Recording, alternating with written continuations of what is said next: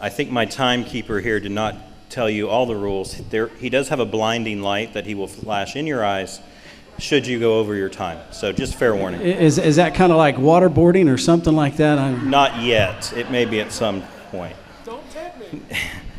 Our first question tonight is going to concern the topic of the day, which is health care. And Mr. Bates, you're going to start this round and we'll move through. Healthcare reform has become unpopular because of the complex, far-reaching, bureaucracy-centered approach of Washington, D.C. Most of the people who submitted questions to us were confused, perplexed, skeptical about what is going on in Washington with healthcare. And we've seen an acceleration over the last few days of the tactics to move forward. What, in your opinion, should the goals of healthcare reform be? What are some smaller, more practical, more reasonable steps that we could take to move in those directions? And since we're facing having a bill kind of rammed down our throats, if that does come to pass, what are some of our options in that time? Thank you for the question. First of all, I sent out a press release yesterday asking Brad Ellsworth and Evan Bayh to vote no on the health care bill. Now, I don't think they will, but and I've challenged Brad Ellsworth to a debate. First of all, let me just say that I would be very disappointed in Republicans if they compromise with the Democrats on this bill. In my opinion, there is to be no compromise on this health care bill. Don't be lulled into what this president's trying to do. If that sounds partisan, that's the way I feel about that issue. Now, what can be done? The chairman of my campaign committee is John Ford. He's chairman of the board of Reed Hospital. I asked him to serve specifically because I needed experts in the field of healthcare to help me put together a plan to fixing healthcare. Let me begin, ladies and gentlemen, by telling you this. I do not believe we're in the midst of a healthcare crisis. I don't believe it. We have the greatest healthcare system in the world. We're not in a crisis. We're in a created crisis, but it is not a true crisis. Now, does that not mean we have problems to be fixed in healthcare? We absolutely do. But how do we fix them? Here's my opinion. Number one, free market principles must always be the solution to fixing healthcare, not socialized medicine, period.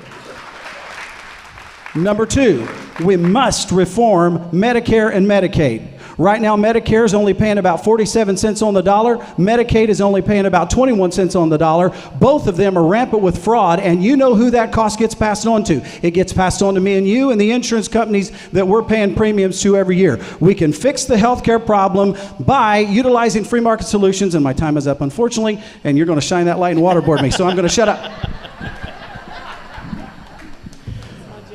Well, back in 1995, I had the chance to go over to Russia, and then a couple years later, I had the chance to go down to Haiti, and I've experienced and seen what government-run healthcare is like. We don't want it. It is something that is going to destroy the very foundation of this country because government does not fix the problem. We fix the problem. Individuals fix the problem. I think what we need to do is, first of all, start with free market principles. How many young people are looking to go into the medical field? A lot of them, and I've heard from some of them saying that I'm not interested because the government is going to dictate to me what I can and cannot do, how much money I can or cannot make. And so we need to go back to those principles of encouraging young people to go into the medical field. I think second of all, we need to get into tort reform and start protecting doctors from frivolous lawsuits, because when they're continually looking over their shoulder at the lawyer coming in the front door, they're not going to practice medicine the way they believe they should. I think also we need competitiveness in the insurance market. We need to break down those barriers in the states, around each state, and let the free market principles across the country compete with each other so that insurance companies are competing with each other rather than having a monopoly in each individual state. I think that we have to get back to the very foundation that made this healthcare system the greatest in the world, and that's free market principles. Folks, when do we become a people that we tell grandma to take a pain pill and some death counseling and to die? When do we become that kind of people?